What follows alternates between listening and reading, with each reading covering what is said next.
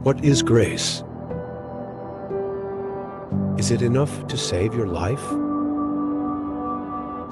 Is it enough to save your family?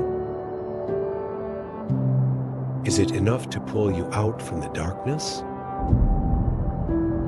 We say yes. For grace is the gospel that kept secret since the world began, enduring from time to time, from the chosen nation to the chosen one. And now he chooses you.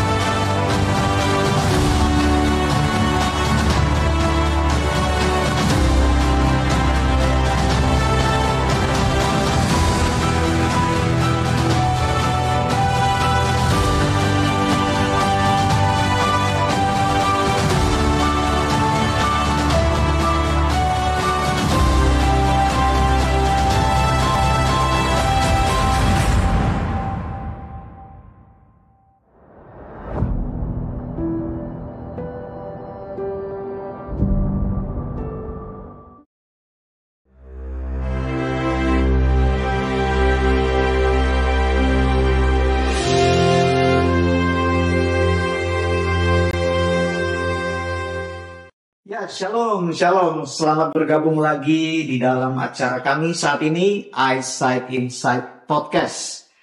Tema yang kami angkat pada sore ini adalah tema yang sangat spesial, yaitu tentang Abundance of Grace, yang merupakan juga adalah tema yang nanti akan kami bawakan di dalam KKR Pasca kami yang ada di Jakarta di hari Sabtu 26 April 2025. Untuk info mengenai acara KKR tersebut nanti akan saya infokan setelah program ini berakhir. Tetapi saat ini saya berada bersama-sama dengan dua pembicara ini, Bapak Ibu teman-teman sekalian, yang nanti akan mengisi di dalam acara KKR tersebut. Bersama saya saat ini ada Pastor Roni Daud Simeon, ya, dan juga Shalom Pak. Shalom. Dan juga Shalom kerajaan. Haleluya. Dan juga tentunya bersama Pastor Timothy Parengkuang. Shalom Pak. Shalom. Shalom semuanya. Ya. Kita akan membahas tentang kasih karunia, tentang kelimpahan, tentang kekayaan dari kasih karunia, yang merupakan satu tema yang menurut saya ini adalah tema yang sangat sentral di dalam kekristenan, yang menjadi fondasi di dalam kehidupan kita sebagai orang percaya dimanapun kita berada. Karena kalau kita tidak memahami ini, tentunya kita tidak akan bisa mampu berjalan menghadapi segala tantangan zaman dengan segala tekanan yang ada. Ketika kita memahami ini, tentunya saya percaya kita semua akan semakin kuat, iman kita semakin dibangkitkan, dan kita dapat melihat ada masa depan yang Tuhan sudah sediakan bagi kita. Oke, saya langsung saja dengan Pastor Roni Daud Simeon. Ya, saat ini kalau menurut pengamatan Bapak ini Pak ya, bagaimana pandangan Bapak tentang pemahaman dari semua orang Kristen, orang percaya saat ini mengenai kasih karunia? Ya, jadi menurut saya rata-rata orang Kristen itu mereka mengenal istilah atau kata anugerah kasih karunia tersebut.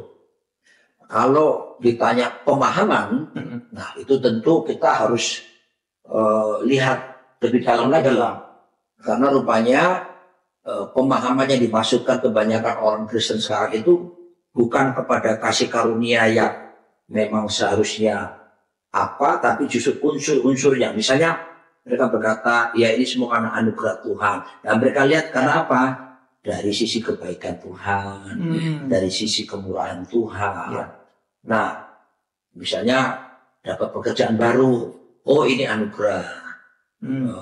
Dapat jodoh, oh ini kasih karunia. Padahal kan sebetulnya mesti kita mendefinisikan dengan jelas. Betul. Karena ketika orang gagal mendefinisikan sesuatu, maka orang tersebut adalah tidak akan pernah bisa memahami dengan baik dan tidak akan pernah bisa melakukan dengan seperti yang seharusnya. Hmm. Nah, kata kasih karunia sendiri sebetulnya berasal dari kata Yunani charis. Karis, ya.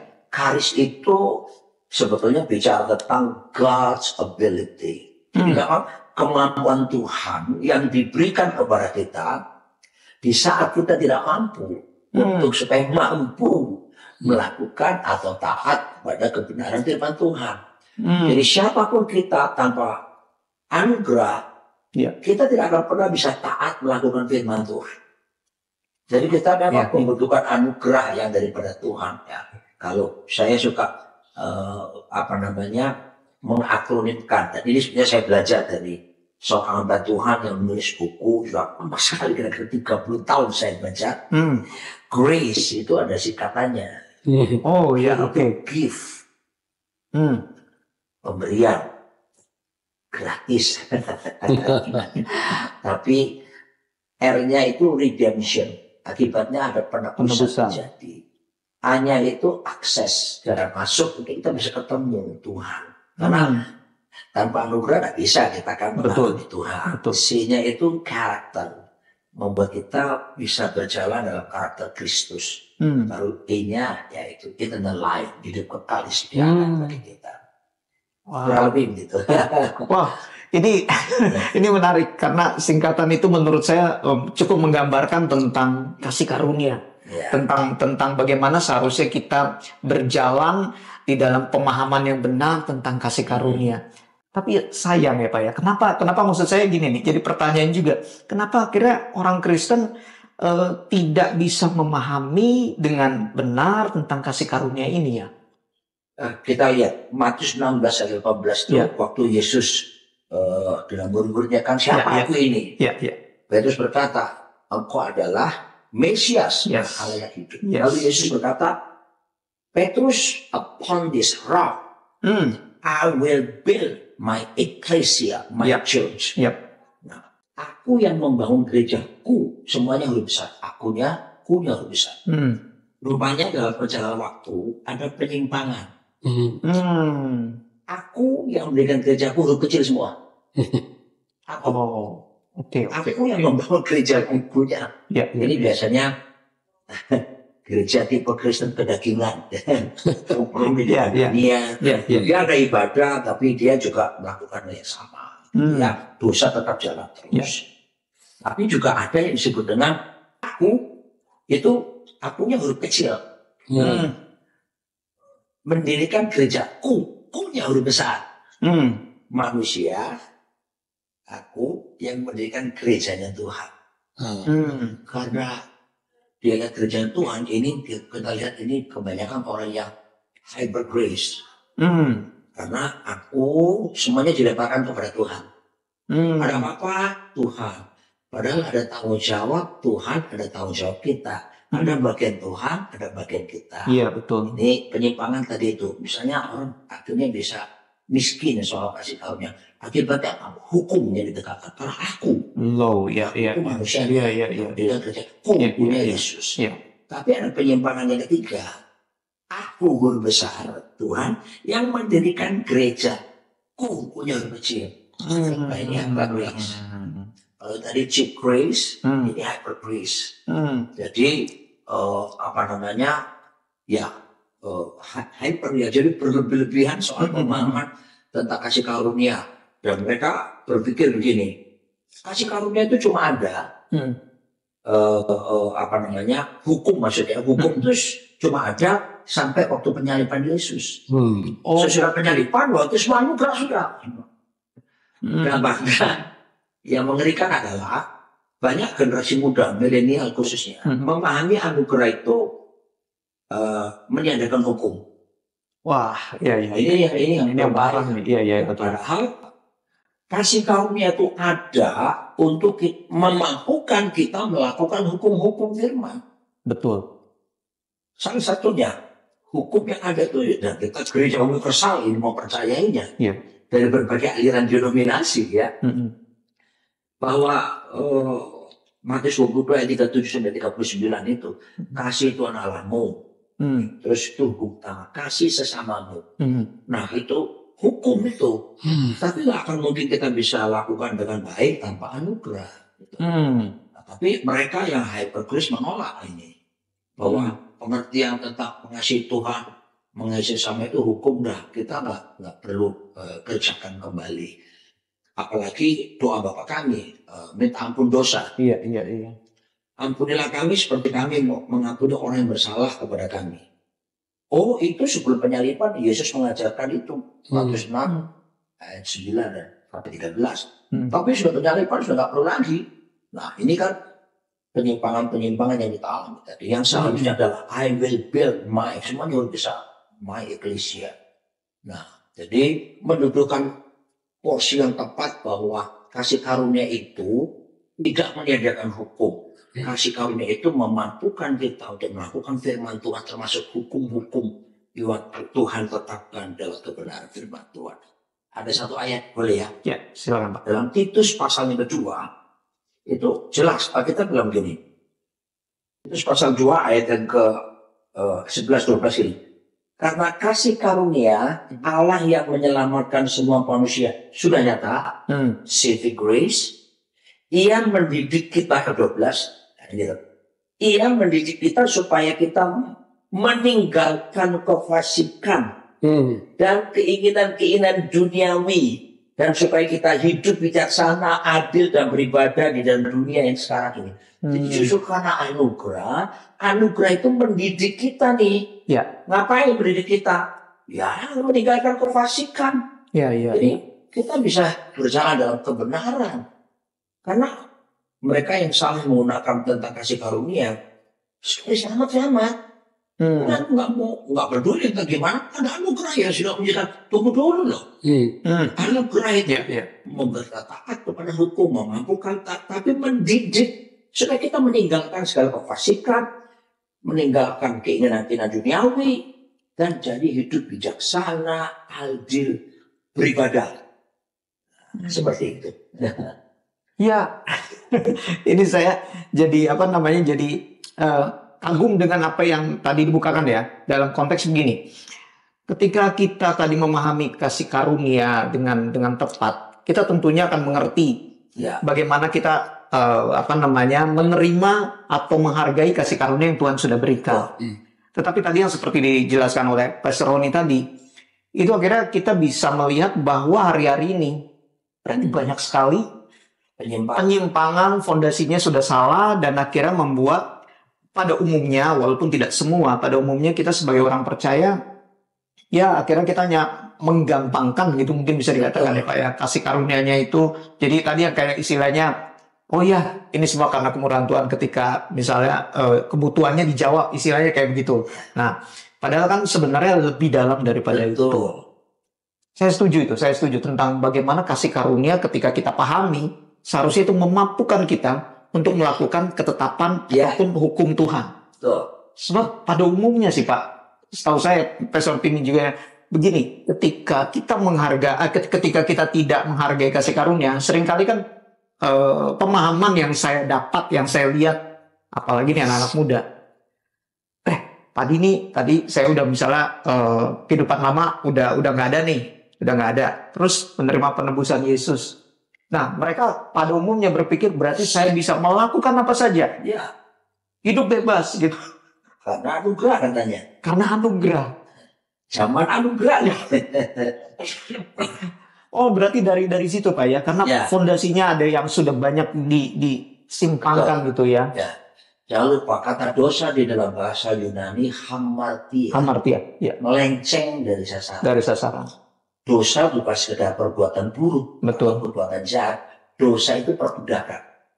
Makanya Yesus datang menebus. Penebusan, istilah penebusan itu kan ransom itu berlaku hanya untuk orang jahat. Ya, betul.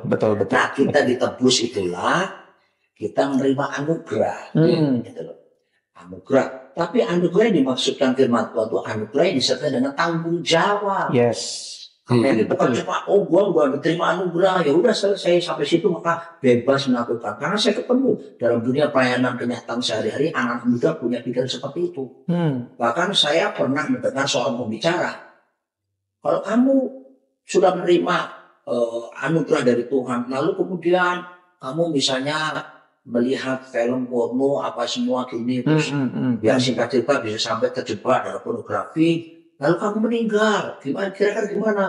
Tetap kita akan masuk surga. Ya, urusan keselamatan Tuhan punya kan. Tapi kalau kita diajar seperti itu, membuat kita tidak menghargai Titus 2 ayat yang ke-11 tadi. Mendidik kita.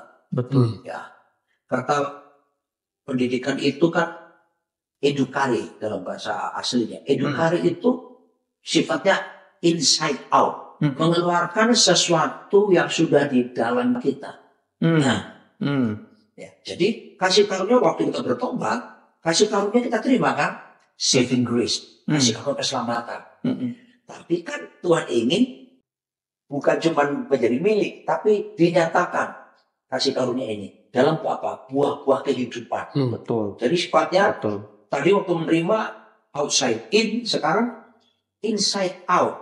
Dinyatakan memampukan kita untuk bertindak sehari-hari. Bisa taat melakukan firman Tuhan, setia kepada Tuhan, menyenangkan Tuhan dan seterusnya dan seterusnya. Wow, ya. Nah ini akhirnya saya punya pertanyaan ke Pastor Timi nih Pak, mengenai tentang kasih karunia ini. Tadi kita sudah digambarkan secara detail oleh Pastor Roni bahwa ada beberapa hal yang membuat terjadinya penyimpangan gitu sehingga akhirnya banyak orang Kristen pada saat ini salah memahami tentang kasih karunia. Nah, kalau menurut Pastor Timi bagaimana ya supaya kita nih orang Kristen, orang-orang percaya pada umumnya ini bisa memahami kasih karunia ini lebih mendalam, Pak? Iya, kalau menurut pendapat saya adalah kenapa tubuh Kristus tidak memahami pemahaman kasih karunia yang sebenarnya. Saya melihat ada missing link. Missing link itu begini. Kapan sih pemahaman kasih karunia itu dinyatakan? Kapan? Nah, kalau kita lihat kepada bangsa Israel. Bangsa Israel pertama-tama perkataan kasih karunia itu disampaikan kepada bangsa Israel. Jadi ini missing linknya. Jadi orang ngomong kasih karunia semua mulai dari perjanjian baru. Padahal perkataan kasih karunia itu sendiri sudah ada pada waktu bangsa Israel keluar dari Mesir. Itu kan dalam Keluaran 33 pada waktu itu Musa berdoa, dari manakah kami tahu bahwa kami telah mendapat kasih karunia? So perkataan pertama tentang kasih karunia ya ada di perjanjian lama.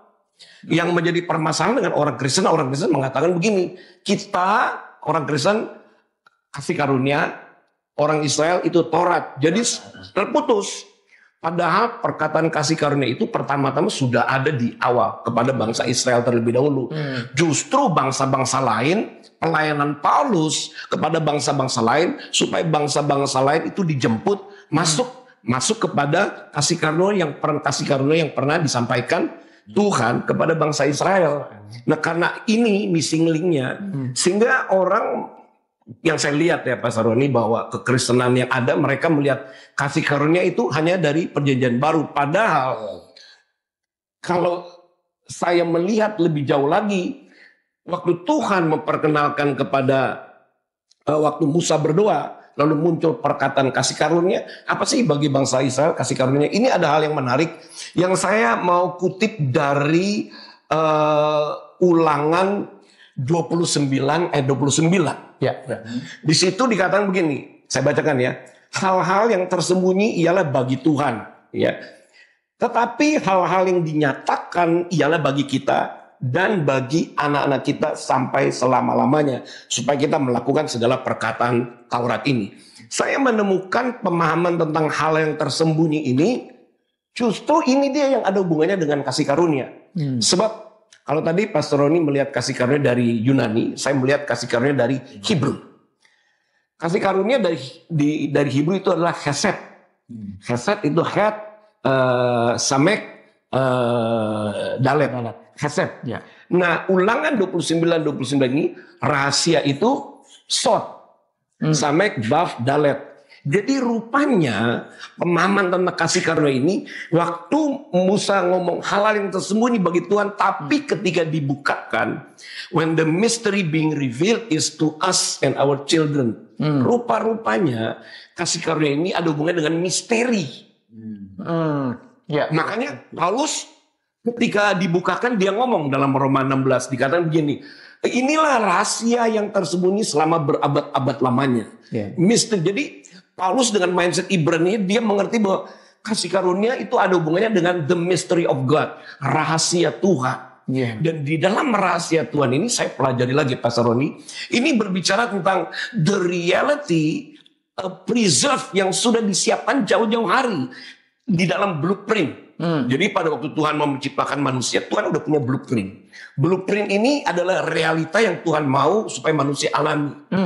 Nah, realita ini tersembunyi. Jadi pada waktu Musa berkata, kalau itu tetap tinggal misteri itu bagi Tuhan. Tapi kalau itu dibukakan bagi kita.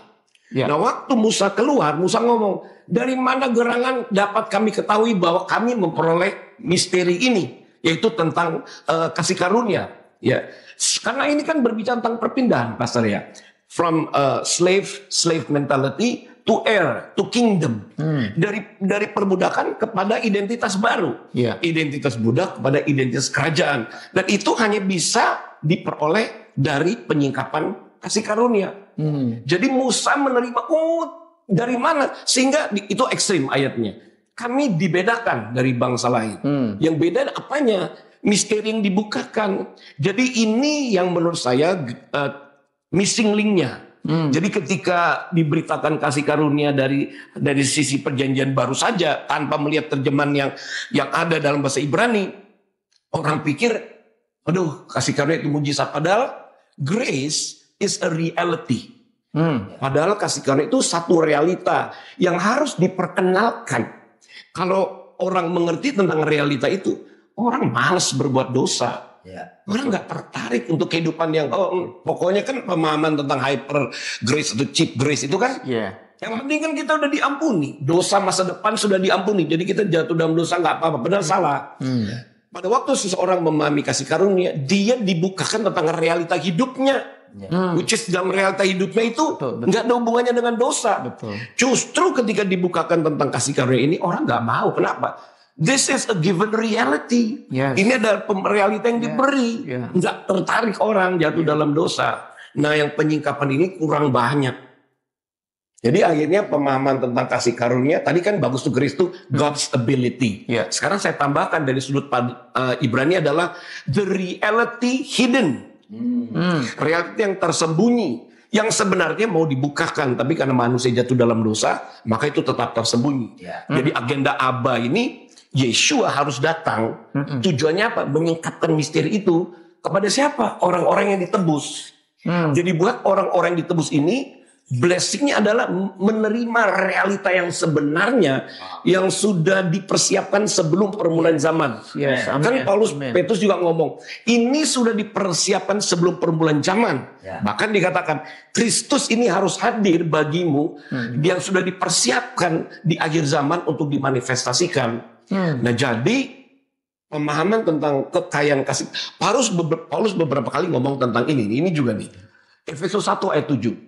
Sebab di dalam Dia dan oleh darahnya kita beroleh penebusan, yaitu pengampunan dosa, menurut kekayaan kasih karunia-Nya. Apa itu? Ya, redemption, pengampunan dosa. Tapi kok disebut ada kekayaan kasih karunia? Apa ini kekayaan kasih karunia? Ini satu realita yang betul-betul harus dimanifestasikan. Jadi saya percaya bahwa sebelum Yesus datang kembali, blueprint ini harus dinyatakan. Di mana blueprint ini dinyatakan, ini berbeda, statusnya berbeda. Orang yang hidup di bawah perbudakan sama orang yang hidup di dalam atmosfer kerajaan. So, grace atau charis atau hesed itu memindahkan. Kan Paulus ngomong, kita itu dipindahkan ke dalam kerajaan anaknya. Jadi we are being convey to the kingdom of his son.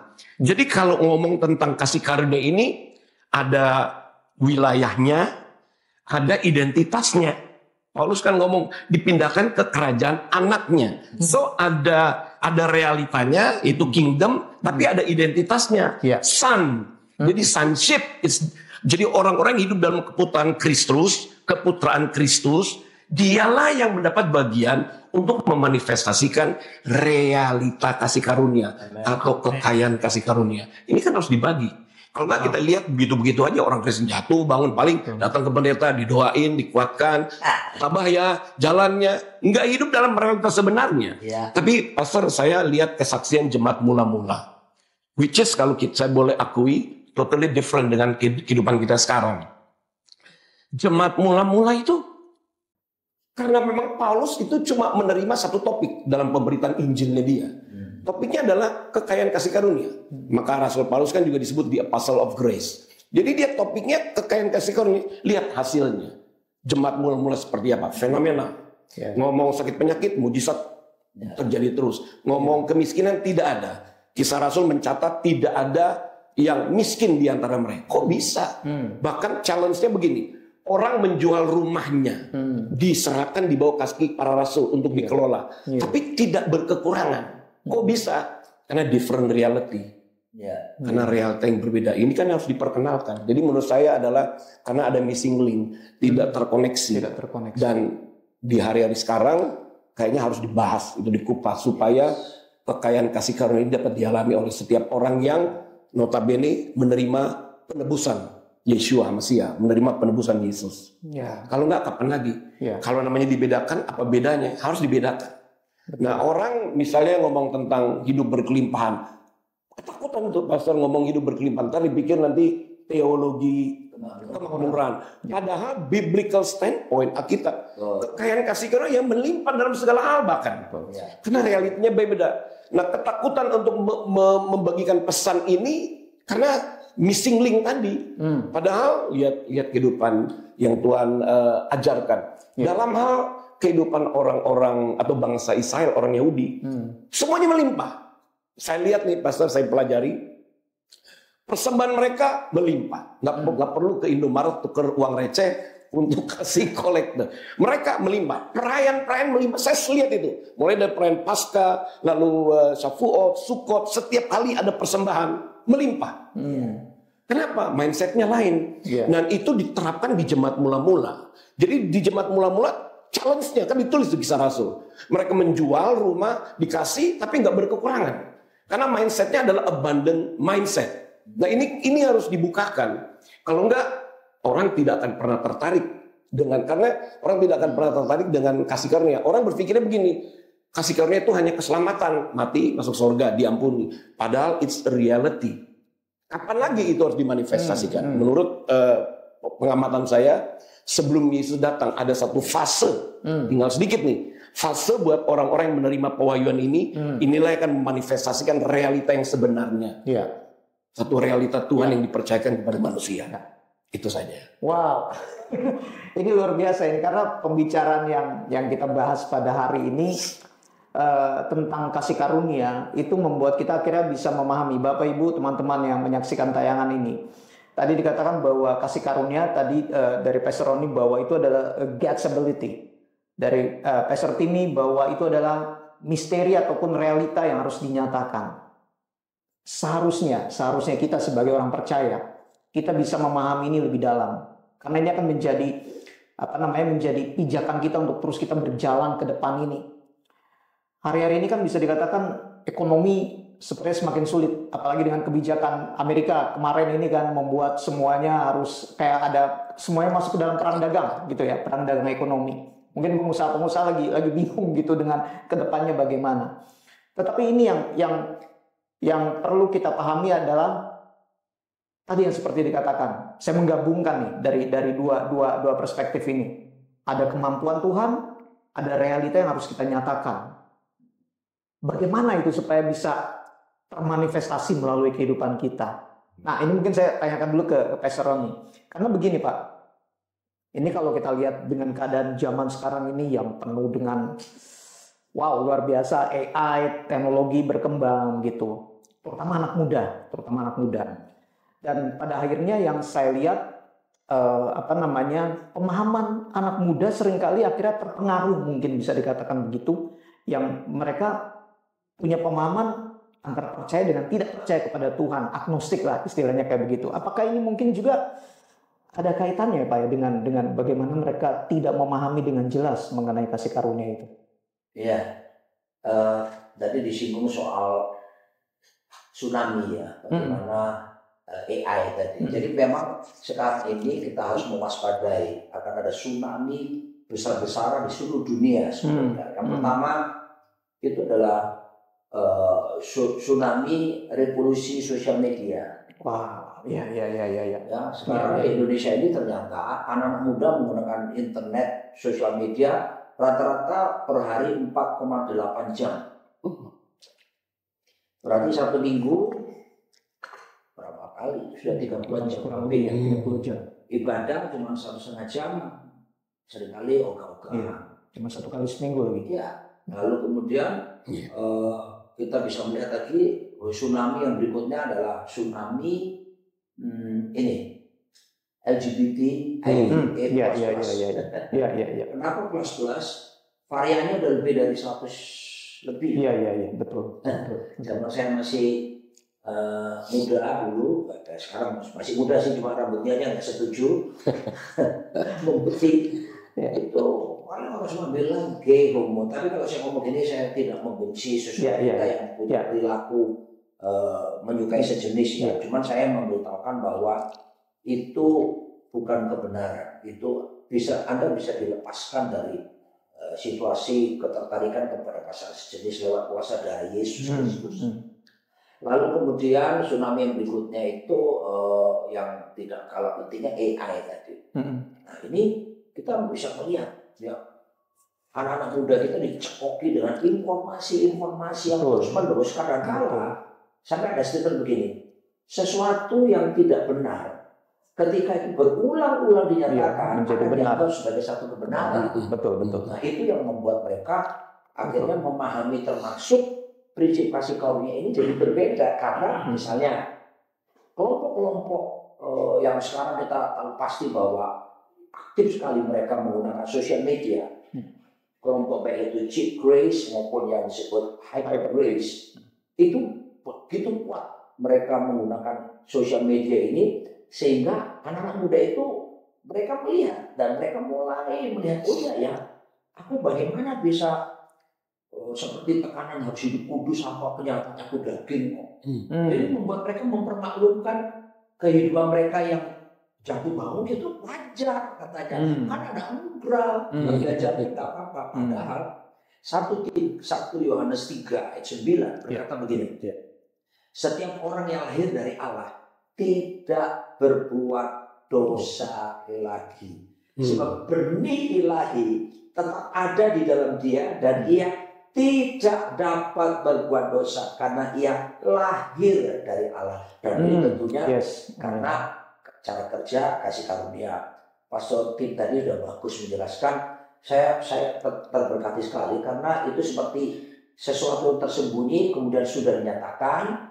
Dan itu dinyatakannya pun kita bisa mengerti karena anugerah juga kan. Nah sekarang tugas kita untuk menyatakan yang tersembunyi menjadi kenyataan. Makanya kan pesan-pesan gereja sekarang seharusnya bagaimana Christ in you the hope of glory. Kristus di dalammu pengharapan kemuliaan itu harus dinyatakan keluar. Cara kerjanya dari inside out. Nah itulah sebetulnya kasih karunia. Orang melihat kita seharusnya melihat Yesus dalam kita. Betul, amin. Orang melihat kita seharusnya orang melihat kerajaan Allah nyata dalam diri kita. Amin. Nah ada beberapa jenis ya yang kalau saya sanggup karena ini pertanyaannya untuk anak muda dan kenyataan hidup sehari-hari. Saya menyukai hal yang praktis. Ya, saya mengajar di sekolah kitab. Saya dosen di sekolah kitab, tapi saya lebih senang kalau melakukan pengajaran itu kepada hal praktis. Ya, sekalipun teoritis perlu diajarkan. Tapi kalau saya lihat dalam kehidupan sehari-hari, saya melihat paling tidak ada 5 jenis kasih karunia. Yang pertama saving grace. Tadi saya disinggung Pak. Mesti orang harus melakukan keselamatan. Kalau nggak bisa hidup dalam prinsip kerajaan Allah, ya kan? Karena lahir baru, kita kelahiran baru kita bisa melihat kerajaan Allah. Untuk how to enter the kingdom of God, kita harus mengalami saving grace, anugerah. Efesus 2 ayat ke-8 gitu ya. Karena kasih karunia kamu diselamatkan. Tapi juga setelah mengalami itu harus mengalami yang kedua dalam Roma 5 yang kedua itu standing grace. Anugerah yang membuat kamu bisa teguh berdiri nih. Supaya nggak kita jatuh bangun aku dibuatnya. Karena Anda itu disediakan. Dia memampukan kita untuk hidup benar. Betul. Nggak bisa dengan kuat-kuat, tapi ada anugerah dan sudah dinyatakan ini. Betul. Oleh Tuhan itu udah dibukakan buat kita itu. Lalu kemudian yang ketiga itu serving grace. Kasih karunia melayani. Kalau sudah diselamatkan, dikasih kasih karunia teguh berdiri, ya harus terlibat melayani. Ya jangan jadi penonton. Tapi pelayanan pun bukan cuma dalam gedung gereja kan. Pelayanan itu bisa terjadi di luar, di marketplace, di mana pun tempat kita berada. Ibrani 12 ayat 28-29 menjelaskan itu tentang serving grace. Tapi kemudian ada yang Kolose 3:16 menjelaskan ada juga singing grace. Nah, kita anugerah untuk memuji Tuhan. Sehingga bukan cuma sekedar menyanyi atau memuji sampai pada level worship. Keintiman dengan Tuhan. Waduh Pak, suara saya jelek Pak. Tidak deh saya. Loh, oke, kalau kamu suaramu tidak bagus, jangan jadi singer. Nanti cuma terbang semuanya. Kenapa? Sakit telinga bukan karena kuasa Roh Kudus. Tapi gini loh, walaupun mungkin suara kita tidak baik, tapi waktu kita menyanyi dari hati, jangan lupa ada singing grace. Nah, itu di hadapan Tuhan sedap, ya kan? Satu kali saya ini mengisi seminar Pak. Saya cerita bahwa waktu saya pernah sakit perut, lalu saya melakukan pelayanan kelepasan di toilet. Nah, waktu pelayanan kelepasan di toilet itu, saya tuh berterima kasih sama Tuhan. Terima kasih Tuhan, saya bisa lancar lah. Karena doa yang nggak lancar kan buang air. Tahu-tahu saya waktu mau terima kasih tuh, I can feel the presence of God. Sangat kuat di situ. Saya rasa hadirat Tuhan. Terus toilet. Berinang air mata. Sementara lagi pelayanan kelepasan itu duduk di atas Vespa itu, modelnya kayak itu kan. Lalu saya muncul lagu baru. Lagu baru. Sementara saya duduk di toilet buang air besar. We stand before you dan seterusnya. Ada orang protes sama saya. Bapak tidak sopan kepada Roh Kudus. Sementara buang air besar, kok Bapak menyembah Tuhan? Saya bilang gini, Tuhan itu roh. Jadi dia nggak bau dengan kita. Dia bau kalau dosa kita itu. Dosa dia rasa bau. Jadi ada, kalau kita walaupun suara nggak bagus, tapi kalau kita mengerti ada kasih karunia, ada singing grace disediakan. Bagi Tuhan itu indah. Amin. Cuma orang suaranya merdu tapi hidupnya tidak benar. Betul, setuju. Baru yang berikutnya, sufficient grace. Anugerah cukup.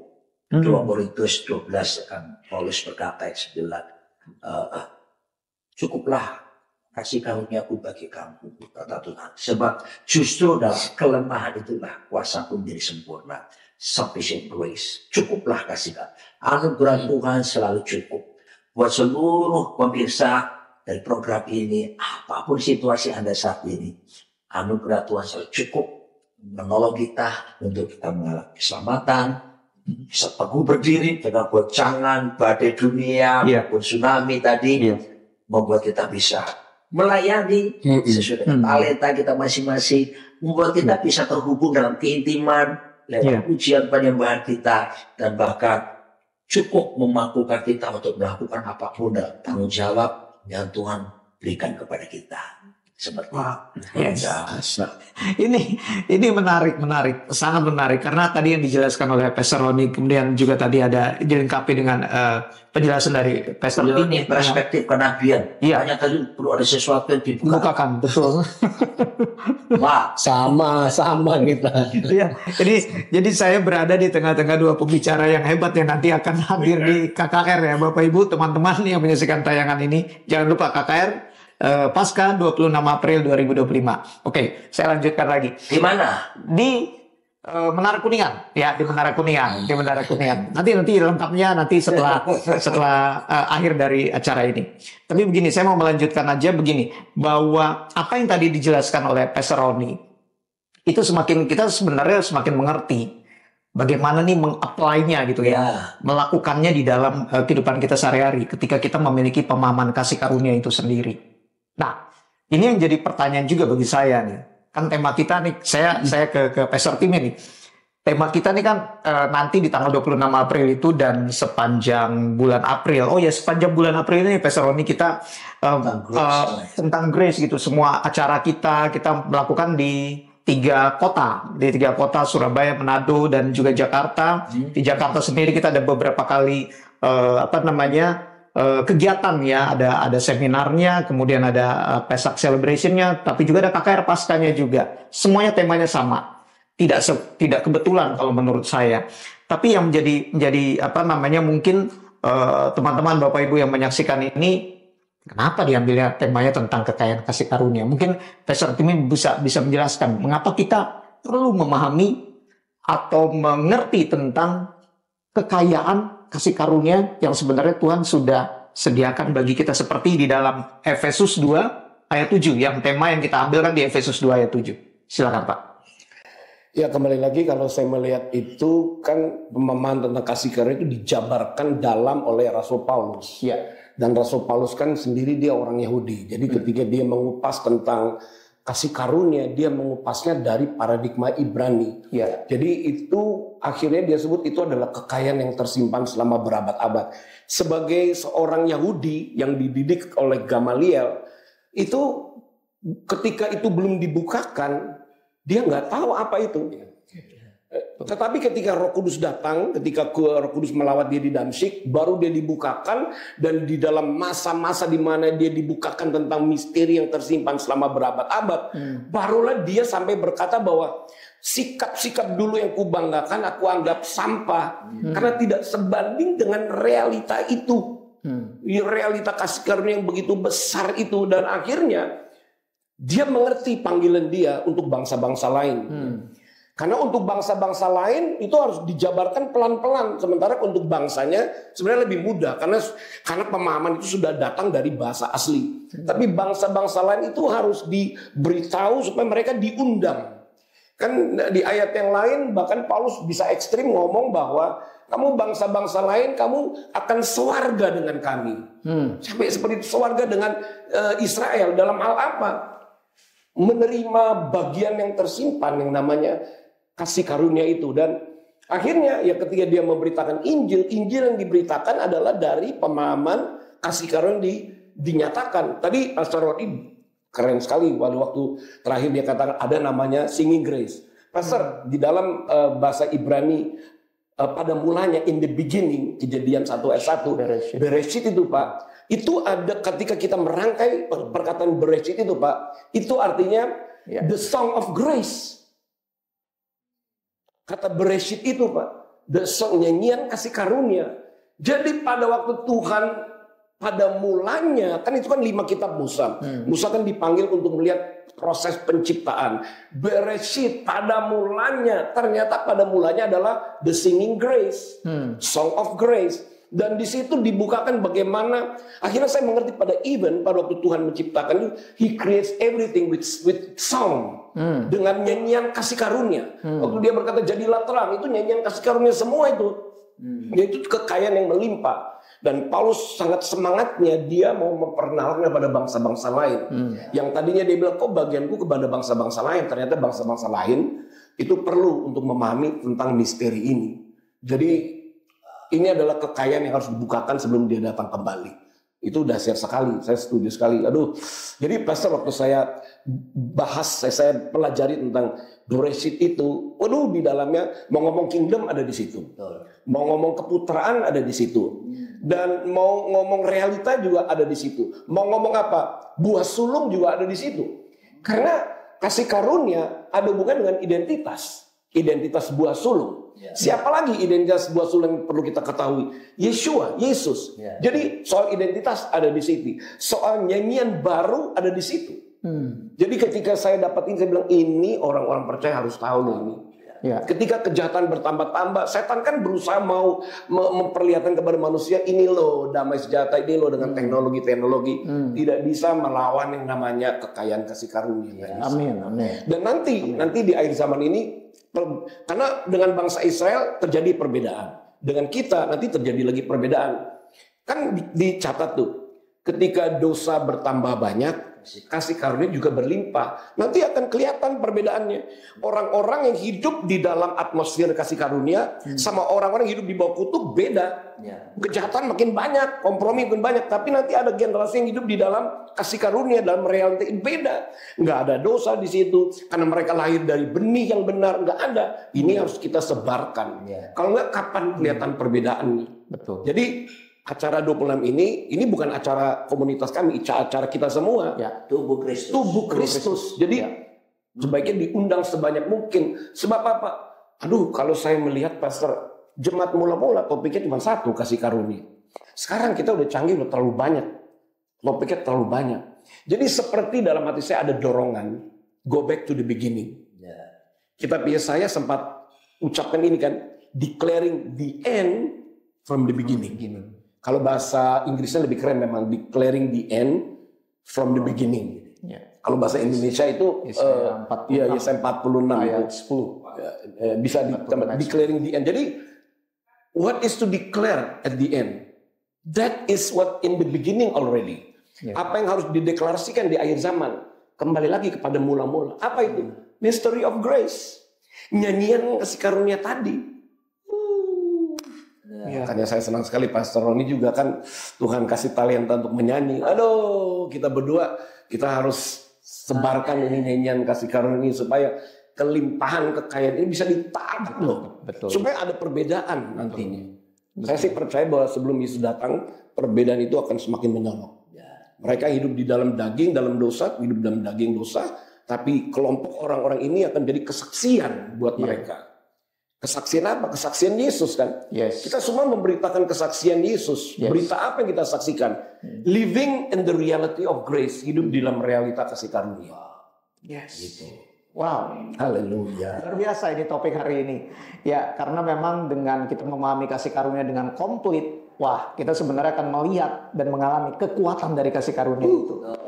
Nah, mungkin sebagai, bisa dikatakan sebagai penutup nih Pak Pastor Roni maupun juga Pastor Tim, terlebih dahulu ke Pastor Roni. Mungkin ada yang bisa disampaikan dari Pastor Roni tentang bagaimana supaya kita nih orang percaya terus berjalan dan memahami lebih dalam tentang kasih karunia supaya mengalami kekayaan kasih karunia itu sendiri. Ya. Jadi pertama tentunya hanya Tuhan yang bisa memberikannya. Kita tidak akan pernah bisa memproduksi itu. Betul. Dan itu yang pertama. Sebab itu kita perlu untuk terus meminta dan juga menyatakannya. Tapi mungkin ini sebagai pesan terakhir, seperti sambungan dari Pastor Timothy tadi bagus sekali, bahwa seharusnya kingdom of God is the kingdom of grace also. Yes. Amin. Kerajaan Allah adalah kerajaan kasih karunia. Makanya kalau kita mengalami kasih karunia, itu berarti kita mengizinkan dan mengakui serta menghidupi pemerintahan Kristus. Amin. Kristus itu bukan cuma the anointed one, tapi the anointed king. Raja yang diurapi. Jadi ketika kita telah mengalami anugerah, berarti kita hidup di dalam kuasa kerajaan. Berarti kita harus mengakui pemerintahan Tuhan. Bukan cuma urusan rohani kegerejaan, pelayanan, tapi di seluruh aspek hidup kita. Marketplace, rumah tangga, apapun, there is no space for sin anymore. Haleluya, itu saja. Wow, keren. Kalau saya tambahkan tuh begini. Silakan. Setan itu takut dengan revelation of grace. Makanya dia simpangkan. Sebab kalau revelation of grace dibukakan dengan benar, setan kehilangan lahan. Kehilangan sebab apa? Pemerintahan kerajaan sorga makin lebar. Setan kehilangan, karena bayangin, Di pemerintahan kerajaan Bapa cuma satu identitasnya, sons, kingdom of sons, dengan sampelnya Yesus. Jadi kalau ini dibukakan makin lebar, Injil kerajaan diberitakan, setan kehilangan lahan. Itu makanya setan tidak mau kalau orang memberitakan hal ini. Jadi, waduh, saya sih semangat bahwa ketika banyak orang percaya tahu, mereka akan tahu kasih karunia dengan benar, mereka juga akan tahu identitas mereka dengan benar. Amin. Haleluya. Haleluya. Terima kasih Pastor Roni, Pastor Tim. Ya, demikianlah podcast kita hari ini tentang Abundance of Grace. Dan sekali lagi saya mau mengajak ini untuk semua yang menyaksikan tayangan ini, mari bersama-sama dengan kami di dalam acara KKR Pasca kami hari Sabtu 26 April jam 3 sore bertempat di Menara Kuningan. Ya, ini dia flyernya. Menara Kuningan Sanctuary Ballroom, lantai F3 atau lantai 7 itu ya, di Menara Kuningan posisinya. Untuk info lebih lanjut, Anda bisa menghubungi nomor WA ataupun juga Telegram yang ada di flyer itu. Dan tentunya ini hanya ini yang di Jakarta Bapak Ibu, tapi juga ada juga yang di Surabaya di tanggal 12 April ya, Sabtu 12 April 2025 jam 6 sore. Tempatnya di Ciputra World, The Hope Lounge and Function ya. Nomor yang bisa dihubungi adalah nomor berikut itu. Kemudian yang selanjutnya di Manado di hari Rabu tanggal 23 April 2025 jam 6 waktu Indonesia Tengah. Bertempat di GBI Jemaat Betani Tonsea atau Beton, daerah Kalawat, Minahasa Utara. Nomor yang bisa Anda hubungi untuk info dapat menghubungi nomor yang ada di flyer. Selebihnya kita ada juga acara-acara seperti nanti di hari Kamis besok kita ada seminar tentang Paskah ini, seminar Pesak, seminar Passover. Temanya Abundance of Grace, bertempat di PIC Creative Space, Wisma Stako, hari Kamis tanggal 10 April jam 6:30 malam. Kemudian nanti dilanjutkan dengan Passover Celebration atau Pesak Celebration 5785 Abundance of Grace, Kamis 17 April 2025 jam 6:30 malam, tempatnya sama di PIC Creative Space. Jadi bagi Anda yang melihat atau menyaksikan tayangan ini, jangan lupa untuk join, come ya, datang di dalam semua acara-acara kami, karena saya percaya ketika Anda datang meresponi apa yang Tuhan sudah bukakan ini tentang kasih karunia, Anda pasti akan masuk dan mengalami kelimpahan dari kekayaan dari kasih karunia-Nya itu, dan kita akan bisa menjadi kesaksian bagi namanya. Tadi seperti dikatakan Pastor Roni maupun Pastor Tim, kita menjadi bagian dari keluarga, dari kerajaannya yang powerful di dunia ini, menjadi kesaksian bagi nama Tuhan. Setan tidak bisa lagi menguasai kita. Kita mengalami kemenangan. Haleluya. Sekali lagi terima kasih Pastor Tim maupun Pastor Roni maupun Pastor Tim ya. Sampai bertemu kembali di dalam podcast kita berikutnya, episode berikutnya, dan God bless you. Yes.